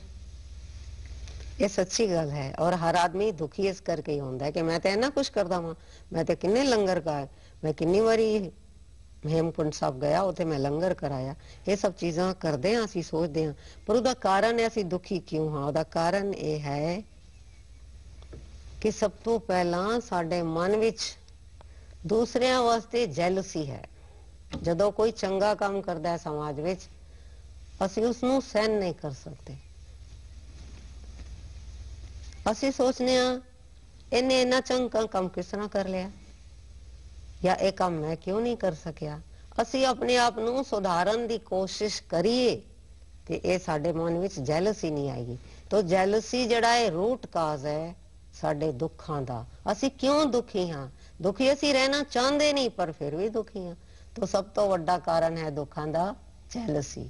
ਦੂਸਰੇ ਦੀ ਤਰੱਕੀ ਨੂੰ ਦੇਖ ਕੇ ਆਪਣੇ ਮਨ ਵਿੱਚ ਕੁੜਦੇ ਰਹਿਣਾ, ਸੜਦੇ ਰਹਿਣਾ। ਹਾਲਾਂਕਿ ਦੇਖੋ ਸਾਡਾ ਸਮਾਜ ਕਿਤਨਾ ਵਿਚਿੱਤਰ ਹੈ। ਜਦੋਂ ਅਸੀਂ ਕਿਸੇ ਨੂੰ ਮਿਲਨੇ ਆ, ਸਪੋਜ਼ ਕੋਈ ਕਿਸੇ ਦਾ ਬੱਚਾ ਫਸਟ ਆਂਦਾ ਹੈ, ਮੈਰਿਟ ਲਿਸਟ ਵਿੱਚ ਆਂਦਾ ਹੈ ਬੋਰਡ ਦੇ ਐਗਜ਼ਾਮ ਵਿੱਚ, ਅਸੀਂ ਬੜਾ ਹੀ ਦੁੱਖ ਮਹਿਸੂਸ ਕਰਨੇ ਆ। ਪੜਦਾ ਲਿਖਦਾ ਤੇ ਕੁਝ ਨਹੀਂ, ਫਸਟ ਆ ਗਿਆ, ਜ਼ਰੂਰ ਇਹਨਾਂ ਨੇ ਕੁਝ ਰਿਸ਼ਵਤ ਦਿੱਤੀ ਹੋਣੀ ਹੈ ਜਾਂ ਇਹਨਾਂ ਦਾ ਕੋਈ ਇਨਫਲੂਐਂਸ ਹੋਇਆ। ਇਸ ਤਰ੍ਹਾਂ ਦੀਆਂ ਗੱਲਾਂ ਅਸੀਂ ਘਰ ਵਿੱਚ ਕਰਦੇ ਹਾਂ।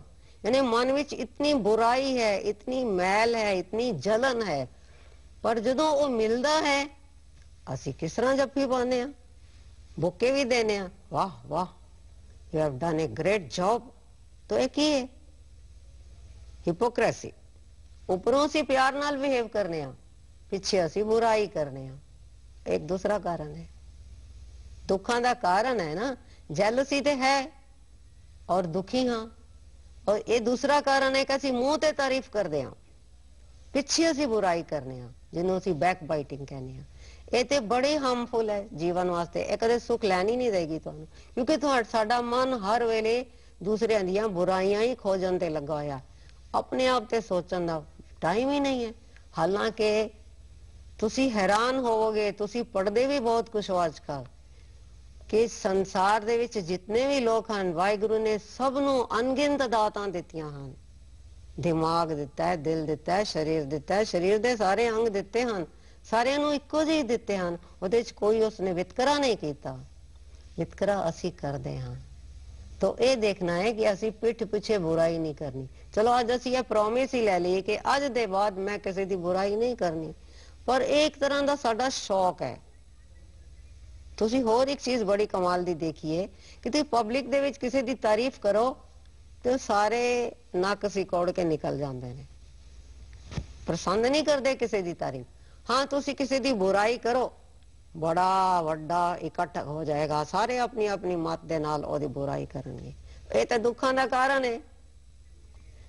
गुरुद्वारे असी जाने 2 घंटे कीर्तन सुनिए या 2 घंटे सेवा करिए, बाहर आके असी दूसरों की बुराई करने ते जो असी कीता सी वो ते सारा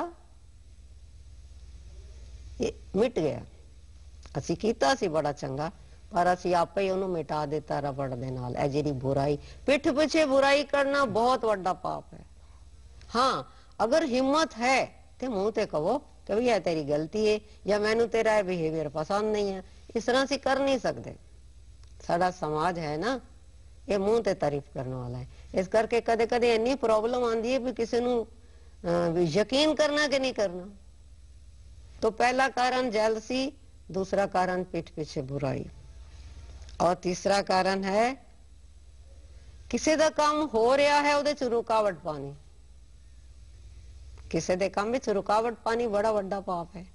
खासकर शादी ब्याह दे टाइम देखा जाता है, जो बच्चे बच्ची का रिश्ता होंदा है, कोई आ जाता है रब दा बंदा, वो रिश्ते तोड़ा देंदा है, तो यह बड़ा वड्डा पाप है। तो यह एक कारण है साडे दुखां दा, बड़े कारण हैं। एक होर कारण, असी नफरत करने, हेट, साडे मन विच हेट होंदी है दूसरे वास्ते। पता नहीं क्यों हेट आ जाती है। ये तो असी बैठ के विचार करनी है कि मैं किसी नाल क्यों नफरत कर रहा हूँ। यह भी तो रब दा बंदा है, मैं भी रब दा बंदा, ठीक है मेरे को 4 पैसे ज्यादा ने, पर यदा ये मतलब नहीं मैनू वाहिगुरू ने हेट करन दा कोई अधिकार नहीं दिता है, कोई हक नहीं दिता है। एक होर बड़ी चीज है जिहड़ी असी करदे हैं, वो भी बड़ी खतरनाक है। दूसरे नू अपने तो नीवा छोटा समझने हैं, यानी मैं जो कर रहा वहां बड़ा वधिया है, दूसरा तो एवं ही बेकार है। असी परसनैलिटी की रिस्पेक्ट नहीं करते। इस तरह चीजा ने एक बार इनू रिवाइज कर सकते हैं। जेलसी है, पिठ पिछे बुराई करनी है, नफरत है, मन विच कपट रखना, उपरों प्यार नाल बातां करनियां। यह तो बहुत ही नुकसान वाला ट्रीटमेंट है साढ़े वास्ते।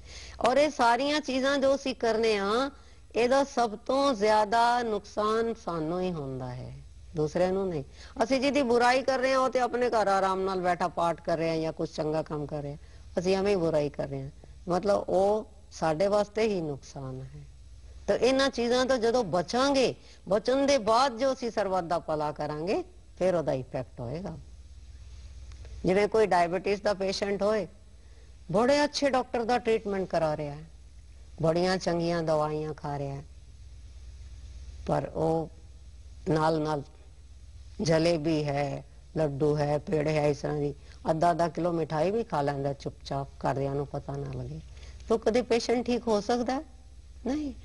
सिमिलरली असी बहुत कुछ करते हैं, पर नाल नाल असी बुराइयां भी करते हैं। तो बुराइयां जड़ियां ने वो सानू प्रफुल्लित नहीं होने देंदियां।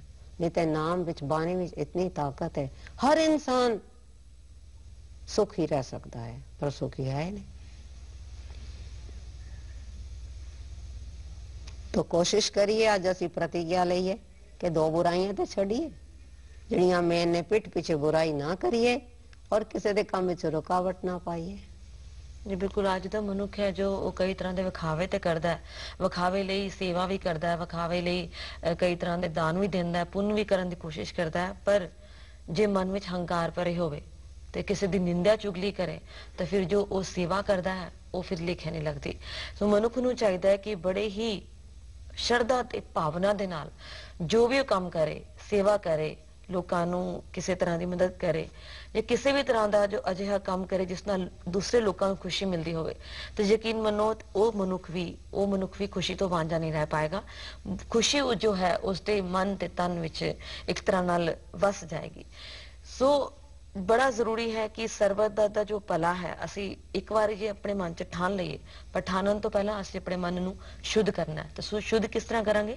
ਸ਼ੁੱਧ ਉਸ ਤਰ੍ਹਾਂ ਕਰਾਂਗੇ ਜਦੋਂ ਅਸੀਂ ਗੁਰਦੁਆਰੇ ਜਾਵਾਂਗੇ, ਬਕਾਇਦਾ ਅਰਦਾਸ ਕਰਾਂਗੇ ਕਿ ਹੇ ਪ੍ਰਮਾਤਮਾ ਅਸੀਂ ਇਹ ਕੰਮ ਕਰਨ ਲੱਗਿਆ, ਤੁਸੀਂ ਆਪ ਸਾਨੂੰ ਇਸ ਕੰਮ ਕਰਨ ਦੀ ਜਾਂਚ ਬਖਸ਼ੋ, ਆਪ ਸਾਡੇ ਸਿਰ ਤੇ ਮਿਹਰ ਭਰਿਆ ਹੱਥ ਰੱਖੋ, ਤਾਂ ਹੀ ਇਹ ਜੋ ਕੰਮ ਕਰਨ ਜਾ ਰਿਹਾ ਉਹ ਸਫਲਾ ਹੋਏਗਾ ਤੁਹਾਡੇ ਛਤਰ ਛਾਇਆ ਹੇਠ, ਤੁਹਾਡੀ ਰਹਿਨੁਮਾਈ ਹੇਠ।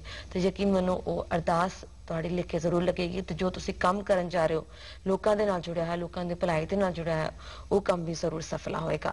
ਸੋ ਇੱਥੇ ਇਹ ਵੀ ਗੱਲ ਆ ਜਾਂਦੀ ਹੈ ਕਿ ਮਨੁੱਖ ਨੂੰ ਹੁਣ ਭਲਾ ਕਰਨ ਦੀ, ਸਰਬਤ ਦਾ ਭਲਾ ਕਰਨ ਦੀ ਜਾਂਚ ਕਿਸ ਤਰ੍ਹਾਂ ਆਣੀ ਚਾਹੀਦੀ ਹੈ?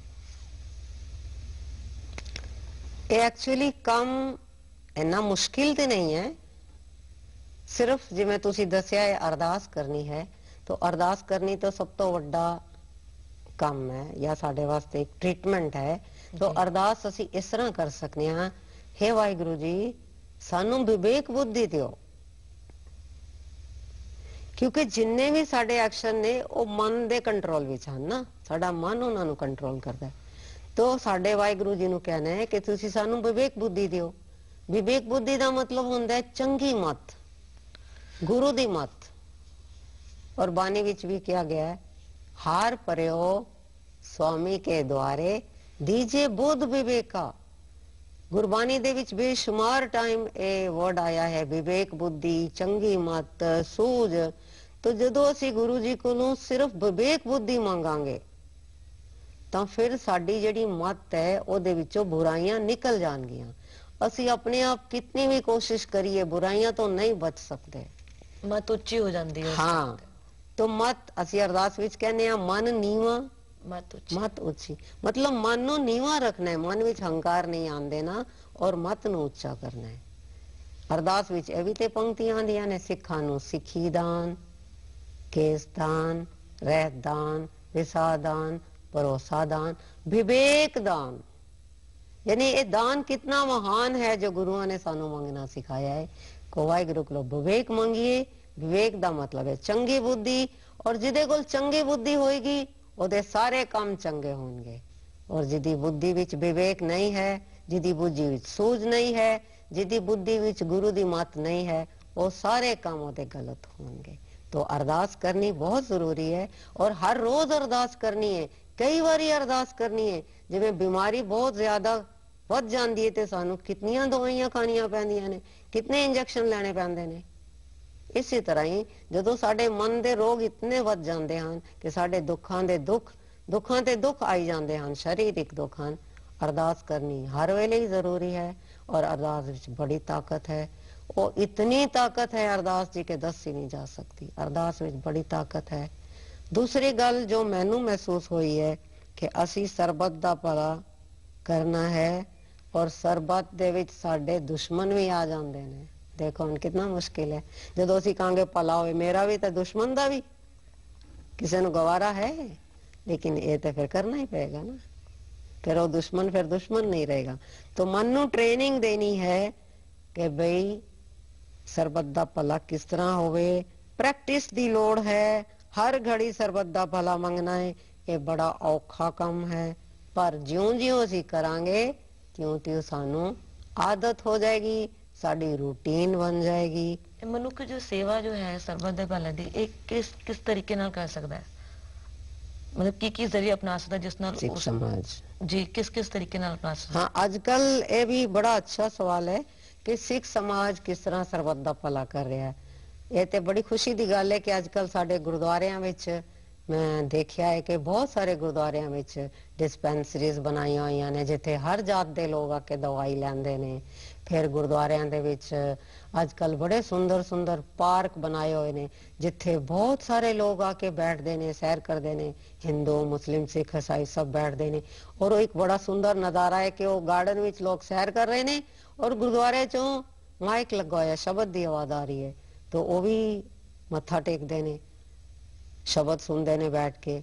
ओल्ड लोग आंदे ने तो एक बड़ी चंगी सेवा दी अजकल चल पई है गुरुद्वारे दे नाल गार्डन बने ने स्कूल बने हुए ने डिस्पेंसरीज ने होर गरीब बच्चों की सहायता वास्ते उन्होंने कई फंड शुरू किए हुए हैं तो इस तरह के साडे धर्म दे विच गुरुद्वारियां दे विच बहुत सारे सेवा दे काम हो रहे ने किसी किसी गुरुद्वारे च लंगर भी 24 घंटे चलता रहता है आए गए जो लोग हैं लोड़वंद उन्होंने लंगर भी देंदे हैं और पानी दे वास्ते बने हुए ने पानी पियो आके बैठो गुरुद्वारे दे बाहर ग्राउंड विच कुर्सियां पईयां ने कोई भी जांदे आंदे लोग आराम कर सकते हैं बड़ा सुंदर नज़ारा मैं एक गुरुद्वारे च देखा है कि गुरुद्वारे दे कंपाउंड में बड़िया सुंदर कुर्सियां पईयां ने जी पानी दे वास्ते गिलास रखे हुए ने और आराम दे नाल जेड़े यात्रु ने लंघदे आंदे भी बड़ा ट्रैफिक है फस गए चलो बैठ गए थोड़ा ये बड़ा ही सुंदर काम है लोक भलाई दा जेड़ा सिख समाज कर रहा जी बिल्कुल जिस दिन साडा मन जो है सिमरन दे नाल जुड़ जाएगा उस तो बाद सानू जो सरबत दी भला करन दी जांच भी आ जाएगी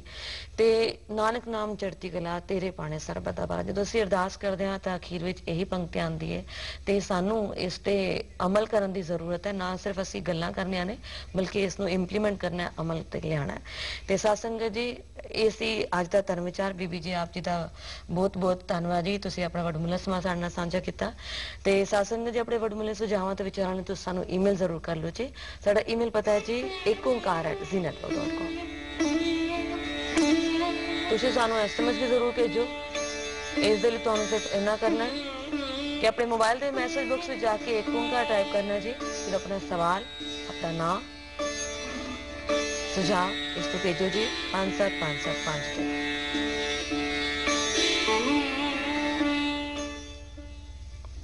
ਬੀਬੀ ਜੀ ਇੱਥੇ ਇੱਕ ਜਾਣ ਤੋਂ ਪਹਿਲੇ ਇਹ ਵੀ ਗੱਲ ਕਰਨਾ ਚਾਹਾਂਗੇ ਕਿ ਕਈ ਮਨੁੱਖ ਸੋਚਦੇ ਨੇ ਕਿ ਅਸੀਂ ਗੁਰਦੁਆਰੇ ਮਾਇਆ ਭੇਟ ਕਰਤੀ ਤੇ ਬਸ ਬਹੁਤ ਹੋ ਗਿਆ ਦਾਨ ਹੋ ਗਿਆ ਪਰ ਹੋਰ ਕਿਹੜੇ ਕਿਹੜੇ ਤਰੀਕੇ ਨੇ ਜਿਸ ਤਰ੍ਹਾਂ ਕਿ ਅਸੀਂ ਕਿਸੇ ਗਰੀਬ ਨੂੰ ਭੋਜਨ ਛਕਾ ਸਕਦੇ ਹਾਂ ਜਿਸ ਤਰ੍ਹਾਂ ਕਿ ਗੁਰੂ ਨਾਨਕ ਸਾਹਿਬ ਜੀ ਨੇ ਬੜਾ ਹੀ ਸੋਹਣਾ ਐਗਜ਼ਾਮਪਲ ਰੱਖਿਆ ਇਤਿਹਾਸ ਵਿੱਚ ਸੋ ਹੋਰ ਕਿਹੜੇ ਕਿਹੜੇ ਤਰੀਕੇ ਨੇ ਜਿਸ ਨਾਲ ਅਸੀਂ ਭਲਾ ਕਰ ਸਕਦੇ ਹਾਂ ਤਾਂ ਜੋ ਸਾਡੀ ਮਾਇਆ ਹੈ ਉਹ ਪ੍ਰਵਾਨ ਹੋ ਸਕੇ ਸਹੀ ਕੰਮ ਵਿੱਚ मैं जो महसूस किया है अपनी लाइफ कि सरबत दा भला करना है ते ओदे वास्ते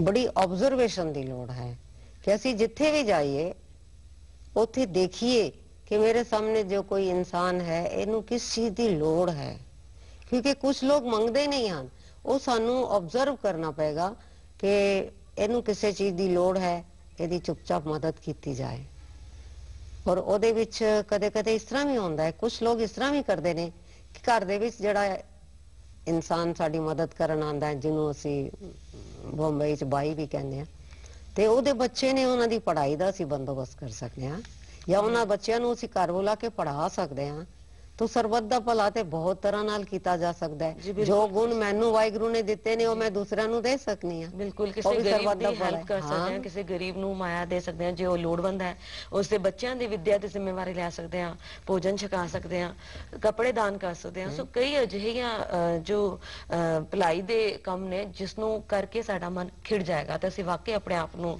ਨਿਰਮਲ ਮਹਿਸੂਸ ਕਰਾਂਗੇ ਆਪ ਜੀ ਨੇ ਸੁਣਿਆ ਹੋਵੇਗਾ ਮਹਾਰਾਜਾ ਰਣਜੀਤ ਸਿੰਘ ਜੀ ਜੀ ਬਿਲਕੁਲ ਬੀਬੀ ਜੀ ਸਾਡੇ ਕੋਲ ਸਮਾਂ ਘੱਟ ਹੈ ਇਸ ਲਈ ਕਦੀ ਫਿਰ ਮੌਕਾ ਮਿਲਿਆ ਤੁਹਾਡੇ ਤੋਂ ਇਸ ਦੇ ਬਾਰੇ ਸੰਬੰਧੀ ਵਿਚਾਰਾਂ ਜ਼ਰੂਰ ਕਰਾਂਗੇ ਜੀ ਫਿਲਹਾਲ ਸਤਸੰਗਤ ਜੀ ਇਸੇ ਅਕਾਲ ਪੁਰਖ ਦੀ ਸਿਫਤ ਸਲਾਹ ਵਿੱਚ ਅੱਜ ਤੇ ਹਾਜ਼ਰੀ ਹੋਣੇ ਇਜਾਜ਼ਤ ਦਿਓ ਜੀ ਵਾਹਿਗੁਰੂ ਜੀ ਕਾ ਖਾਲਸਾ ਵਾਹਿਗੁਰੂ ਜੀ ਕੀ ਫਤਿਹ अव्वल अल्लाह नूर पाया कुदरत के सब बंदे एक नूर ते सब जग उपजया कौन भले कौ मंदे